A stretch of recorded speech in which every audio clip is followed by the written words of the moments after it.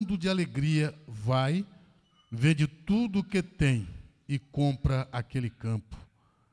O reino dos céus é também semelhante a um que negocia e procura boas pérolas, e, tendo achado uma pérola de grande valor, vende tudo o que possui e a compra. O reino dos céus é ainda semelhante a uma rede que, lançada ao mar, recolhe peixes de toda espécie, e, quando já está cheia, os pescadores arrastam-na para a praia e, assentados, escolhem os bons para os cestos e os ruins deitam fora. Assim será na consumação do século. Sairão os anjos e separarão os maus dentre os justos e os lançarão na fornalha acesa. Ali haverá choro e ranger de dentes. Todo ser humano tem como característica, ou uma de suas principais características, ser gregário, viver em sociedade.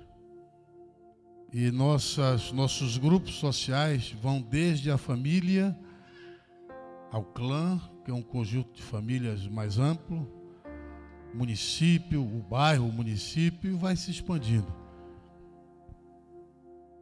E dentro dessa tendência gregária, nós sentimos a necessidade de lideranças, de líderes, de governantes. E nós temos observado na história da humanidade que nossos antepassados se organizaram em sociedades e eles tiveram líderes. Em alguns momentos, apenas juízes que julgavam suas demandas. Em outros momentos, tivemos governadores.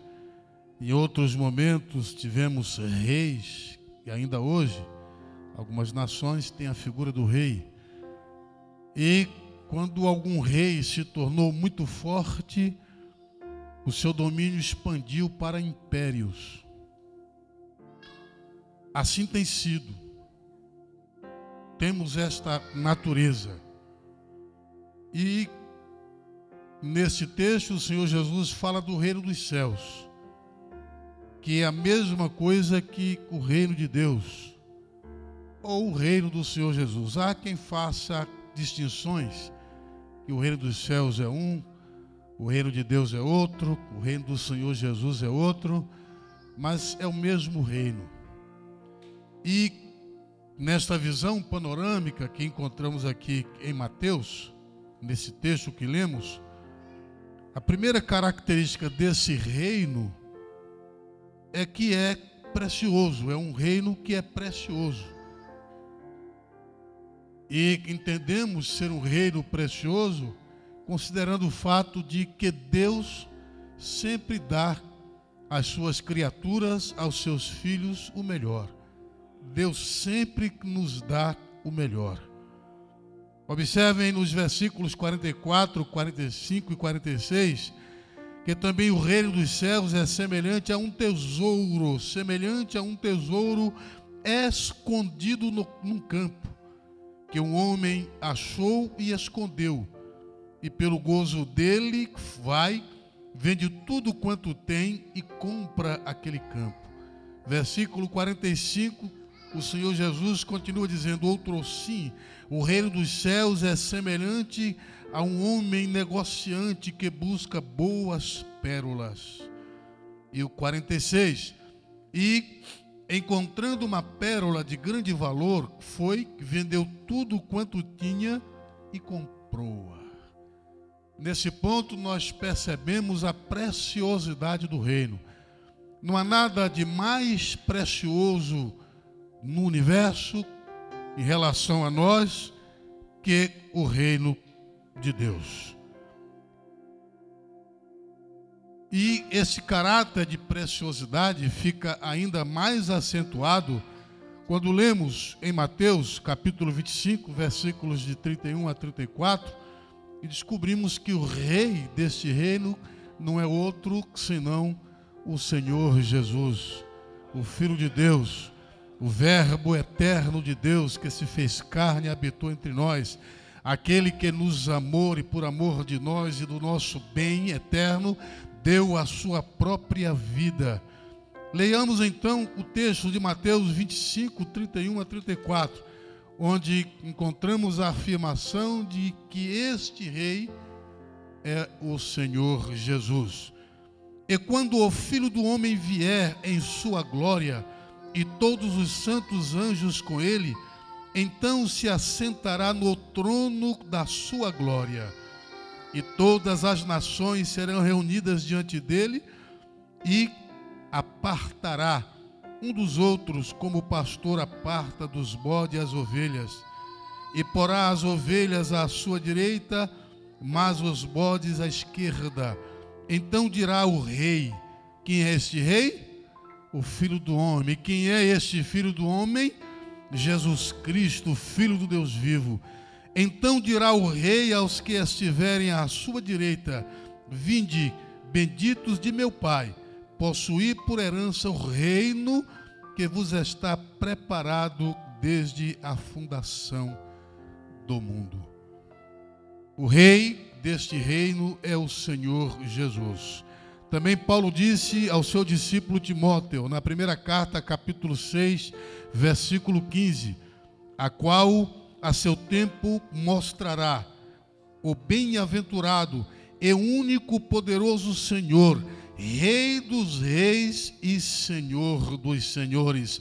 E este é Jesus Cristo, o Filho do Deus vivo. E ainda em Apocalipse capítulo 17, versículo 14, nós lemos assim: estes combaterão contra o Cordeiro, e o Cordeiro os vencerá, porque é o Senhor dos senhores e o Rei dos reis. Vencerão os que estão com ele, chamados e eleitos e fiéis. Já nessas referências que lemos, além de constatarmos que o Rei é o Senhor Jesus, temos informações preciosíssimas para nós, que dão firmeza à nossa fé e segurança às nossas expectativas ou à nossa esperança, porque este Rei é Rei dos reis, é Senhor dos senhores. É certo que será combatido, mas vencerá. Todas as pelejas serão vencidas pelo Senhor Jesus. E todos aqueles que estiverem com ele, ou que se tornarem súditos dele, também vencerão. Porque é impossível que seja derrotado aqueles que se aliam ao Senhor Jesus, considerando que por meio dele todas as coisas foram criadas, todas as coisas subsistem e todas as coisas terão nele o seu desfecho feliz, o seu final de glória ou vitorioso. Pois bem, e este reino, cujo rei é o Senhor Jesus, é um reino de luz. E quando pensamos em luz, pensamos nas virtudes, nas qualidades de Deus, manifestadas a nós, colocadas à nossa disposição, e que Deus espera vê-las construídas em nós. As qualidades de Deus, como a verdade, como a justiça, como o amor, como a benignidade, como a bondade. Enquanto bondade é a inclinação para o bem, a benignidade é a bondade em ação, a misericórdia, e por aí vai. Nós encontramos estas verdades em Lucas capítulo 2, versículos 25 a 32, além de outras características descritas ali. Mas o ponto focal desta luz é a luz da vida, é a vida. E quando falo vida, não me refiro à vida biológica, mas à vida verdadeira, a vida espiritual, que procede de Deus, que nós perdemos por causa do pecado, mas que em Jesus, que é o Rei, nós recebemos de volta a vida do Senhor Jesus, como disse Paulo em uma de suas cartas: vivo não mais eu, mas Cristo vive em mim. E a vida que vivo agora, vivo-a na fé do Filho de Deus, que me amou e a si mesmo se entregou por mim. Ainda este reino tem como característica, considerando que o seu rei é o Senhor Jesus, é um reino de amor. Enquanto na história dos homens, nações, reinos foram conquistados pelas armas, pelo emprego da violência, e aqueles que venceram fizeram escravos os vencidos aos vencidos, despojaram seus bens, se beneficiaram dos seus bens. Com o Senhor Jesus é diferente. O Senhor Jesus nos conquistou pelo amor com que nos amou. Na verdade, o amor que Ele teve e tem por nós o levou a sofrimentos. Isaías descreve no capítulo 53 suas mazelas, seus sofrimentos, suas dores, dizendo que Ele foi moído por causa das nossas transgressões, mas o castigo que nos traz a paz estava sobre Ele. Foi ferido por causa das nossas iniquidades, e o castigo que nos traz a paz estava sobre Ele. O Senhor Jesus veio, não começou uma guerra contra nós, mas contra o império do mal que havia nos aprisionado e nos escravizado, gerando dor, sofrimento, morte e perdição eterna. Foi contra o império do mal que o Senhor Jesus pelejou, e a arma da sua peleja foi o seu amor.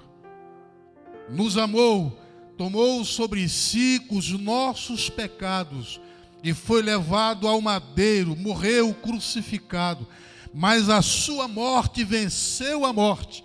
A sua morte expôs publicamente os principados, a sua morte derrotou o inferno, a sua morte aniquilou o próprio Satanás, a sua morte promoveu o nosso perdão, a sua morte possibilitou a nossa reconciliação com Deus.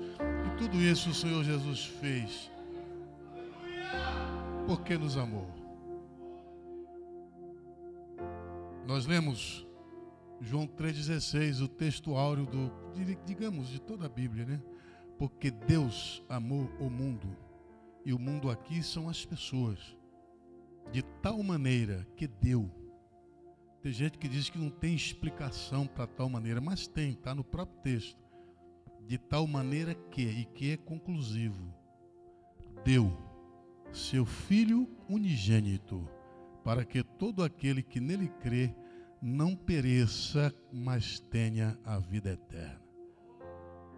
Não sei se alguns de nós aqui teria coragem de dar seu único filho para morrer em favor de alguém, mas Deus deu Jesus para morrer por nós, porque nos amou.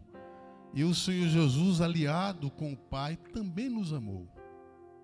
Exceto que no Getsemane,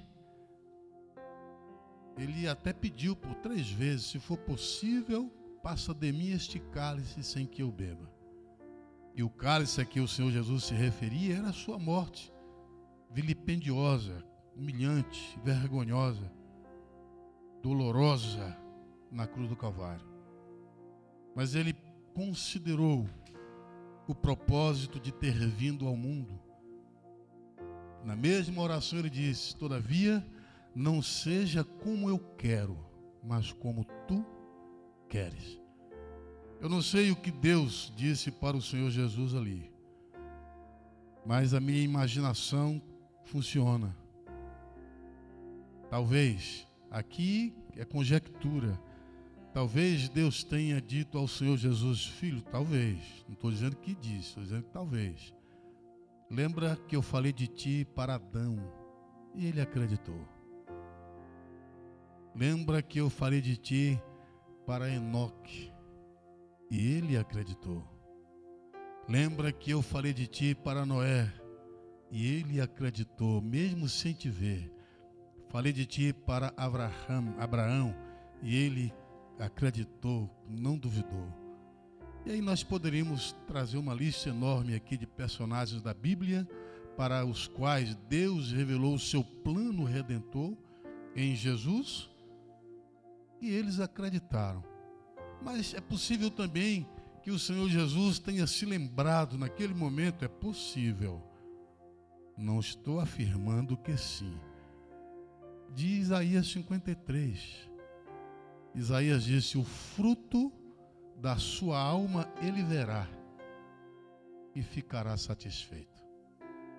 Nesse ponto, Isaías está falando o fruto do seu sangue. A sua alma é uma referência ao seu sangue que seria derramado no Calvário, como a moeda de compra. Como Pedro diz que nós fomos comprados por bom preço, não por prata nem por ouro, mas com o precioso sangue do Senhor Jesus.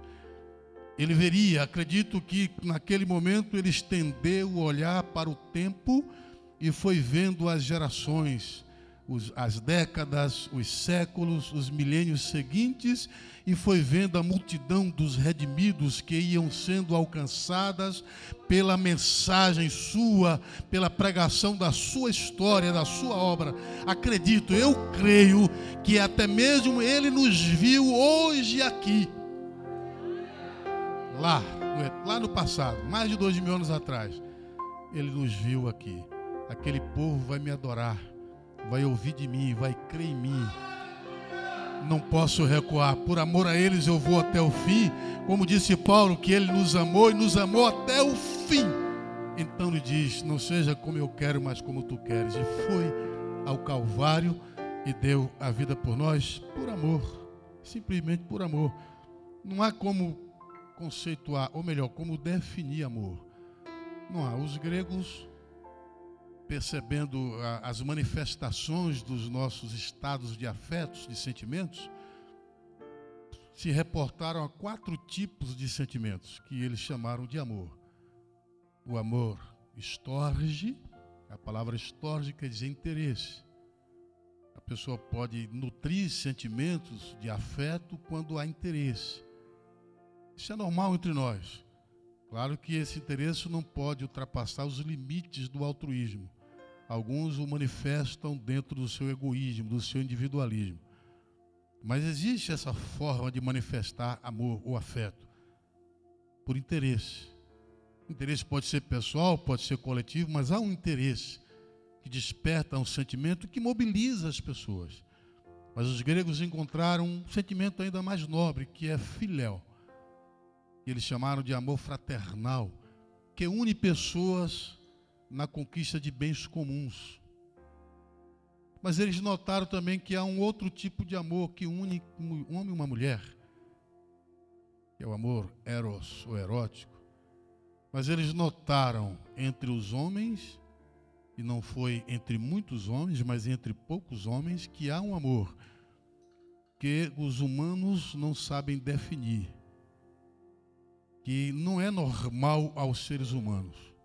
E é possível que eles até tenham examinado os escritos de Salomão nos Provérbios e em Cantares. Os Provérbios, Salomão diz que o homem não conhece nem o ódio nem o amor, tudo passa diante de si. Mas ele notou, os gregos notaram que alguns homens e mulheres manifestavam um amor diferente, incondicional, que amava as pessoas apesar do que elas eram, sem se importar com o que elas faziam, como elas reagiam às manifestações do seu afeto. A este amor eles chamaram de agapô, que nós transliteramos para HP, para ficar mais fácil. Este é o amor segundo Deus, segundo o Senhor Jesus. Amor incondicional, amor universal, amor sacrificial, amor eterno, amor persistente. Às vezes a gente provoca Deus, às vezes a gente desafia Deus, às vezes a gente futuca Deus para que Ele nos odeie, mas Deus continua nos amando. É a natureza dele, como disse João. Deus é amor. É esse amor. Nós não sabemos de nós mesmos, acho que eu disse isso aqui na última pregação que fiz aqui. Nós não sabemos exercitar este amor de nós mesmos. Mas graças a Deus que o amor de Deus está derramado nos nossos corações pelo Espírito Santo que nos foi dado. Nós lemos no capítulo 13 da primeira carta de Paulo aos Coríntios, que ele, o apóstolo dos gentios, afirmou que a única motivação legítima, aprovada por Deus, para qualquer coisa que façamos ou digamos, tem que ser o amor. E no final, ele diz: agora, pois, permanecem a fé, a esperança e o amor. Estes três, mas o maior destes é o amor. E observem que todas essas virtudes são frutos do Espírito Santo, ou detalhes do fruto do Espírito Santo. Fé, esperança e amor. Mas o amor é maior. E se não fosse assim, nós sequer saberíamos que há um rei como Jesus. Sequer saberíamos que há um reino de luz, de amor, de vida, de paz, como este a que pertencemos. Tomamos conhecimento de todas essas coisas, essas verdades, porque o Senhor Jesus nos amou e veio, fez-se um de nós e deu a vida por nós no Calvário, como nós bem sabemos. Mas o reino do Senhor Jesus é também um reino eterno. Os reinos da terra mudam de dominadores, mudam de espaço geográfico, mudam de ideologias, mudam até de nome. Mas o reino do Senhor Jesus é eterno. Segunda carta de Pedro, capítulo 1, versículo 11: porque assim vos será amplamente concedida a entrada no reino eterno de nosso Senhor e Salvador Jesus Cristo. Ele fala antes uma série de exercícios de virtudes concatenados, encadeados, que promove o nosso crescimento espiritual e estreita ou aperta nossas relações, melhoram nossas relações com o Senhor Jesus e constrói nossa firmeza, nossa segurança dentro do reino, no exercício da fé. E ele diz que fazendo estas coisas, nos será assegurada a entrada no reino eterno, o reino eterno. E o Senhor Jesus mesmo disse, Mateus escreveu: vinde benditos de meu Pai, possuí por herança o reino que vos está preparado antes ou desde a fundação dos séculos. Deus trabalha com planos, com projetos. O reino também estava no projeto. Tem muitas coisas que surgiram no decorrer da história, não quer dizer que Deus improvisou, não. Deus já sabia de tudo antes. Quando ele intentou criar o ser humano, ele anteviu a queda e embutiu no projeto de criação do homem o projeto de redenção. E ele entendeu que nós precisávamos de um reino. Embutiu lá no projeto o projeto do reino. E já definiu quem seria o rei. O Senhor Jesus, seu Filho. Estava tudo lá no eterno passado, quando Deus planejou tudo. Na medida que o tempo foi passando, as coisas foram acontecendo em cada momento, como disse Paulo, na plenitude do tempo, ou de cada tempo, digo eu, Deus então trouxe detalhes do seu plano, do seu projeto de redenção e de edificação do seu reino, cujo rei é Jesus e cujo tempo é eterno. Ainda este reino é um reino de gozo e alegria. E eu digo com frequência, sempre, alguns crentes vivem momentos de alegria, apenas momentos de alegria, e o resto é tristeza, momentos de gozo, o resto é de aflição, mas deve ser o contrário. Nós podemos ter momentos de tristeza, momentos de aflição, porque afinal estamos num corpo limitado. Estamos na terra e a terra está comprometida por causa do pecado da humanidade. As próprias pessoas tornam a vida na terra ruim, sofrida, por causa do pecado. Então nós temos, por causa disso, momentos de angústias e de tristeza. Mas são momentos. O que deve durar mais em nós é a alegria, é o gozo. Afinal, nós somos súditos do reino eterno do Senhor Jesus. Nós já temos a alegria do perdão dos nossos pecados. Nós já temos a paz resultante de nossa reconciliação com Deus. Nós já temos as promessas de Deus de estar conosco, de nos destinar aos céus, que geram em nós a esperança, que também gera alegria em nós, como disse Paulo. Alegrai-vos na esperança. Devemos viver nesse reino constantemente alegres, prazerosos, e isso não depende das circunstâncias à nossa volta. Não, como eu disse, nós vamos enfrentar problemas, vamos dar topadas, tropeções, algumas vezes vamos cair, vamos nos machucar, ou alguém pode nos machucar, mas estas são circunstâncias dessa vida, dessa existência. O que deve prevalecer é o que está lá dentro, é o fato. Somos súditos do reino cujo rei é Jesus.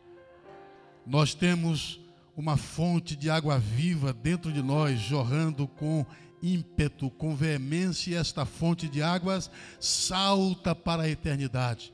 Como está no Salmo 46, há um rio cujas correntes alegram a cidade de Deus, o santuário das moradas do Altíssimo. Notem, cidade de Deus, coletivamente, santuário, singularidade. Eu e você somos o santuário de Deus. E neste santuário estas águas jorram, correm e nos deixam alegres. E esta alegria independe de termos saúde ou não, de termos dinheiro ou não, de termos amigos ou inimigos, independe das circunstâncias à nossa volta, depende de sermos súditos do reino do Senhor Jesus e termos estas águas jorrando dentro de nós. É um reino de gozo e de alegria. É o que Paulo diz na carta aos Romanos, capítulo 14, versículo 17. Porque o reino de Deus não é comida nem bebida, mas justiça e paz e alegria no Espírito Santo. Outras referências, Gálatas 5:22, já nos reportamos esse texto que fala do fruto do Espírito Santo. Agora, uma pergunta que surge: quem faz parte desse reino? Os melhores. Deus chama todos, todos. Todas as pessoas da terra, independente do que elas sejam ou façam, Deus as chama. Deus dá a oportunidade. Mas Deus vai escolher os melhores. E quem são os melhores? Aqui está o X da questão, ou o Y da equação. Quem são os melhores? Observem os versículos 47, 48, 49 e 50. Igualmente, o reino dos céus é semelhante a uma rede lançada ao mar e que apanha toda a qualidade de peixes. E estando cheia, a puxam para a praia, e assentando-se, apanham para os cestos os bons, e os ruins, porém, lançam fora. Assim será na consumação dos séculos. Virão os anjos e separarão os maus de entre os justos, e lançá-los-ão na fornalha de fogo. Ali haverá pranto e ranger de dentes. Deus chama todos, mas vai escolher os melhores. Muitos são chamados, poucos escolhidos. Mas a pergunta persiste: quem são os melhores? Será que há em nós alguma coisa que nos qualifique como melhores? Não. Aqui eu não sou nem monergista, nem sinergista. No monergismo É uma doutrina teológica nascida depois da Reforma, que diz que a salvação depende única e exclusivamente de Deus, que nenhum homem pode fazer nada para obtê-la. Bom, que procede de Deus é verdade, que se Deus não tivesse tomado a iniciativa e feito o que fez, ninguém seria salvo. Mas Deus exige que nos convertamos, que creiamos, que nos arrependamos dos nossos pecados. Então, nesse ponto, seríamos sinergistas entre a ação prioritária e mais importante de Deus e a nossa resposta de conduta. Bem, mas eu não quero me posicionar aqui nem em uma nem em outra. Os melhores, de acordo com o texto que nós lemos, são aqueles que reconhecem o valor do reino. Lembram que nós lemos os versículos 44, 45 e 46? O homem que negociava pérolas encontrou uma pérola de raro valor. Vendeu tudo quanto tinha e por amor àquela pérola comprou aquela pérola. O outro encontrou um sítio com um tesouro escondido. Ele vendeu tudo quanto tinha por amor ao tesouro. Significa que eles souberam valorizar, eles valorizaram aquelas coisas que para eles eram preciosas. O que há de mais precioso para nós do que o reino de Deus? Quando falo do reino de Deus, eu me refiro ao fato de pertencermos, de sermos súditos do Senhor Jesus. E para sermos súditos do Senhor Jesus, entende-se que precisamos ter sido perdoados, transformados, reconciliados com Deus e, para usar uma linguagem lá do Brasil, registrados no cartório de Deus. Quer dizer, ter o nosso nome escrito no livro da vida. Tem algo mais precioso do que isso? Quando reconhecemos que o reino de Deus é precioso, começamos a dar sinais de que Deus se agradará de nós. Os melhores para Deus são os que reconhecem o valor, a preciosidade do seu reino, mas são também aqueles que desejam, não apenas reconhecem o valor do reino, mas também o desejam com ardor, querem fazer parte desse reino, abrem mão de tudo quanto tem ou quanto possa embaraçá-los, para não ficar de fora do reino. Amam, querem, desejam com ardor, conforme lemos no Salmo 37, versículo 4, no versículo que parece não ter muita conexão com o que estamos dizendo, mas tem sim. Deleita-te também no Senhor, e Ele concederá o desejo do teu coração. Deleitar em Deus é desejar, ter prazer em Deus. Ninguém vai encontrar prazer em Deus se não tiver desejo por Ele. Como disse Davi, a minha alma tem sede de ti, ó Deus. Como a serva brama pelas correntes das águas, assim suspira a minha alma por ti.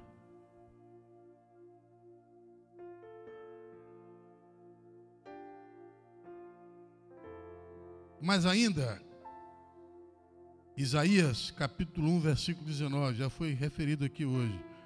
Se quiserdes e obedecerdes, comereis o bem desta terra. Deus estava falando da terra de Canaã, que emana leite e mel, onde estivemos agora recente. Mas nós fazemos uma aplicação, espiritualizamos isso aqui. Se quisermos o reino, se desejarmos o reino, seremos recebidos nele e desfrutaremos de tudo o que é de bom e de melhor nesse reino. É preciso que desejemos, e esse desejo tem que ser com ardor.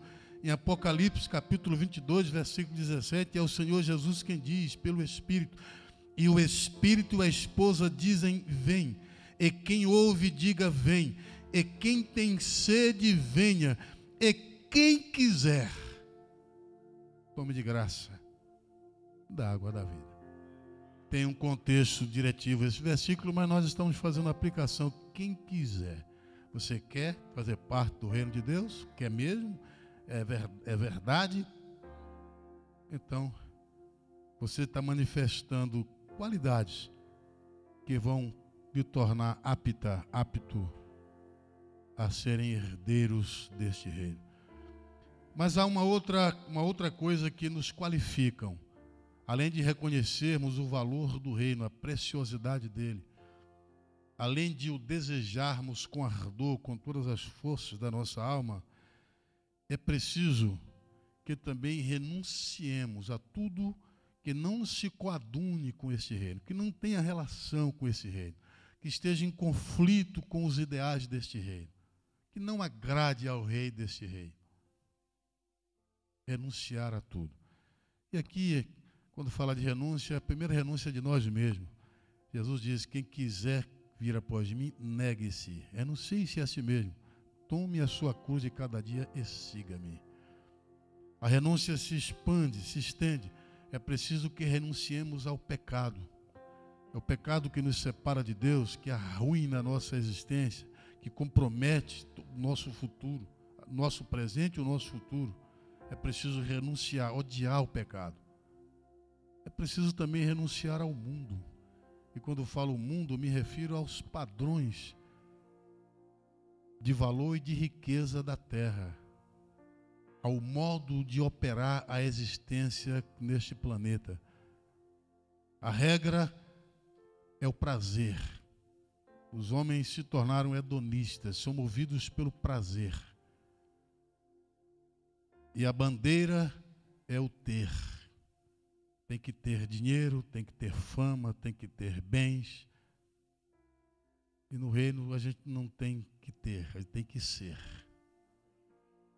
Ser crente, ser salvo, ser justo, ser humilde de coração, ser paciente, ser santo. A gente não tem que ter essas coisas, a gente tem que ser, tem que estar, fazer parte da nossa essência, da nossa natureza. A gente renuncia, pois, ao mundo para sermos aquilo que Deus projetou que fôssemos, súditos do seu reino. Está na Bíblia? Sim. Já lemos Mateus capítulo 8. Mas há ainda, irmãos, uma outra qualidade que nos qualifica para a posse desse reino, que é o esforço para entrar nele. Lemos em Mateus capítulo 11, versículo 12, Jesus disse: a lei e os profetas, versículo anterior, duraram até João. Desde então, se faz violência ao reino de Deus e pela força se apoderam dele. Aqui também há muita divergência quanto à interpretação deste versículo por causa da tradução. Considerando o que os peritos na língua grega dizem, e entre eles o pastor Ezequias Soares, lá do estado de São Paulo, Jundiaí, pastor da Assembleia de Deus Jundiaí, São Paulo, foi meu professor de divindade, de hebraico e de grego, embora eu não fale nenhuma dessas línguas, tenha noção delas, mas esses textos deu para ele ensinar, deu para a gente entender. O que o Senhor Jesus quis dizer é que fazem violência ao reino de Deus para inibi-lo, para destruí-lo, mas não vão conseguir. E para entrar nele, precisamos empregar força. Precisamos nos empenhar para entrar nele. E o empenho que fazemos para entrar e permanecer no reino é a renúncia de nós mesmos, a renúncia ao pecado, a renúncia ao mundo, a renúncia ao prazer da carne. Como Paulo disse em um de seus escritos, que ele se reduzia à servidão, se esmurrava e se reduzia à servidão para não perder a posse dos bens futuros. Exceto que no começo, quando a gente começa a ter que fazer algum sacrifício, não é uma coisa prazerosa.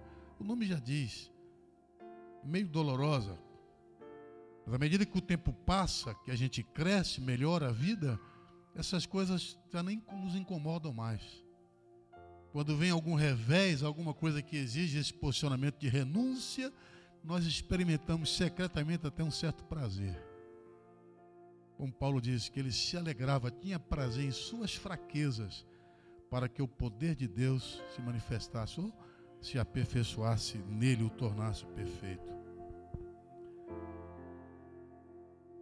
Lucas também diz isso, 16:16.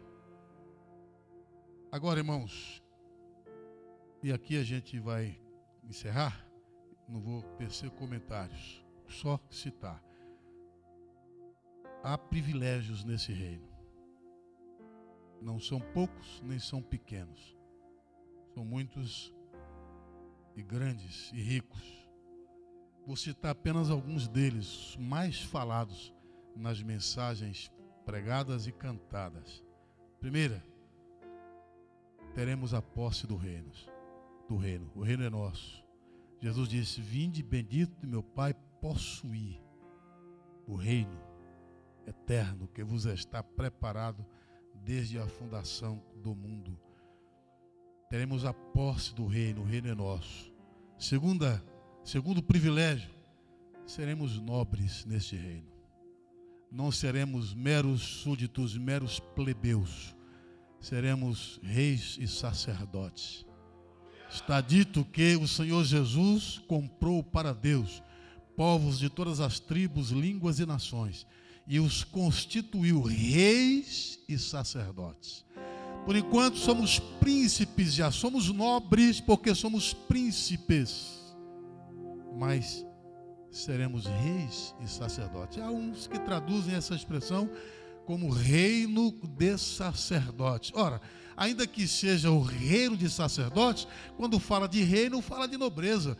Se estaremos nele, e estaremos com certeza, então seremos nobres nesse reino. Está na Bíblia, 1 de Pedro 2,9. E ainda, Apocalipse 5, versículos 9 e 10. E neste reino, aí vocês ouvem com frequência essa expressão: sentaremos à mesa com o rei. Está escrito também. Mateus 8,11. Esse eu leio. Mas eu vos digo que muitos virão do Oriente e do Ocidente e assentar-se-ão à mesa com Abraão, Isaque e Jacó no reino dos céus. Sentaremos à mesa. Uma irmã teve uma visão, ela viu uma mesa enorme, muito grande, e ela não conseguia descrever os detalhes da mesa, só sabia que era preciosa. E a mesa estava coberta com uma toalha bordada com prata e ouro. E sobre a mesa havia coisas, manjares, que ela também não soube descrever. E lhe foi dito que a mesa estava sendo preparada para a igreja, para os servos do Senhor Jesus, para nós. E é assim que está escrito na Bíblia. Foi o Senhor Jesus quem diz: nós vamos nos assentar à mesa com Abraão, que é o nosso pai, segundo a fé. E ainda, irmãos, tem um detalhe desse reino, um privilégio desse reino, que eu raramente me reporto a ele. E, na verdade, eu penso muito pouco nele. E a nossa nobreza que se perceberá aí é que nós nos assentaremos no trono. Isso não é fantasia, não é utopia, não é figura de linguagem, é realidade. Foi o Senhor Jesus quem disse: ao que vencer, lhe concederei que se assente comigo no meu trono, assim como eu venci e me assentei com meu Pai no seu trono. Você já parou para pensar nisso? Como vai ser isso? Eu não me preocupo. Estando lá, eu estou satisfeito, feliz da vida.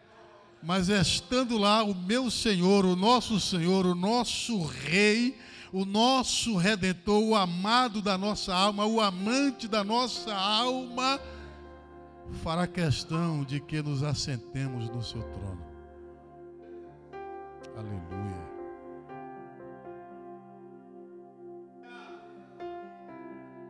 Glória a Jesus.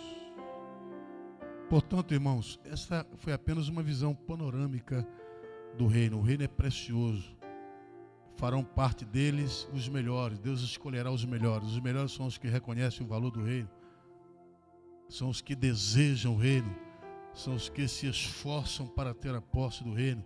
São aqueles que renunciam a tudo por amor do reino. E estes serão privilegiados, porque terão a posse do reino, se sentarão à mesa, serão nobres e se assentarão no trono do reino do seu rei, que é o Senhor Jesus. Por tudo isso, estou certo que vale a pena continuar sendo fiel ao Senhor Jesus, amando-o e nos empenhando para espalhar estas verdades, porque isso é verdade. E estas verdades não se restringem a nós que já somos crentes. Deus oferece a todos quanto ouvindo estas verdades, creiam e se convertam ao Senhor Jesus. E para que isso aconteça, Ele espera o nosso empenho em dar o testemunho para todas as gentes, para todas as nações. Que Deus continue abençoando a ADEF, não apenas aqui na Europa, mas por todo o globo terrestre, porque ela se espalhará, assim acredito, por toda a terra. Que Deus continue espalhando súditos do seu reino por toda esta terra.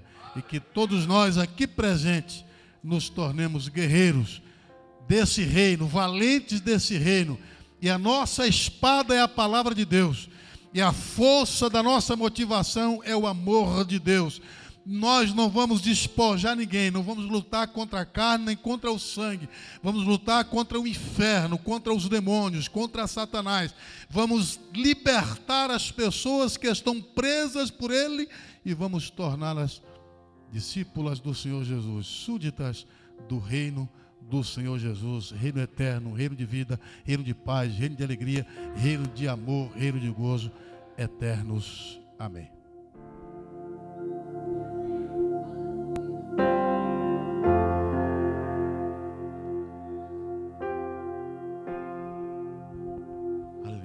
Vamos ficar de pé. Glória a Deus. Quantos fazem parte desse reino de glória? Aleluias. Uma coisa que eu me alegro no reino de Deus é porque o reino, ele é soberano. Aleluias. Porque quando um rei terrestre, ele decreta algo, esse algo tem que acontecer. E às vezes um tenta impedir, mas como foi a ordem do rei, tem que obedecer. Aleluia. Agora imagine o Rei dos Reis, o Senhor dos Senhores, quando Ele fala algo, pode agarrar com certeza que vai acontecer. E é por isso que eu fico alegre, porque nós não confiamos em belas palavras, mas confiamos nele, que é o nosso Rei, é o nosso Senhor, e vive para todos sempre. Com vossas cabeças, Senhor meu Deus e meu Pai, nós estamos aqui, Senhor, e aprendemos mais acerca do Teu reino, ó Pai. Eu te peço que o Teu reino venha sobre este lugar, ó Pai, te pedimos que o Teu reino cresça sobre este lugar, ó Pai. Eu te pedimos para que o Senhor, Teu reino venha expandir por Vila Franca de Xira, expandir, ó Pai, pelo Portugal, expandir pelo continente europeu, ó Pai, que essas nações venham conhecer o Rei dos Reis, o Senhor dos Senhores, ó Pai. Ó Pai, nós te pedimos, Pai, que milhares e milhares de almas venham conhecer o Senhor como o Senhor realmente era, ó Pai. E eu te peço, Pai, nos ensina, Pai, a estar firme neste reino, a ter a Tua volta, para a honra e para a glória do Teu nome, em nome de Jesus Cristo. Amém. Faça assim com a sua mão, que o grande amor de Deus, que as doces consolações do Divino Espírito Santo, seja com hoje, para todos sempre, e que todos cantando em uma só voz, cantam dizendo: amém.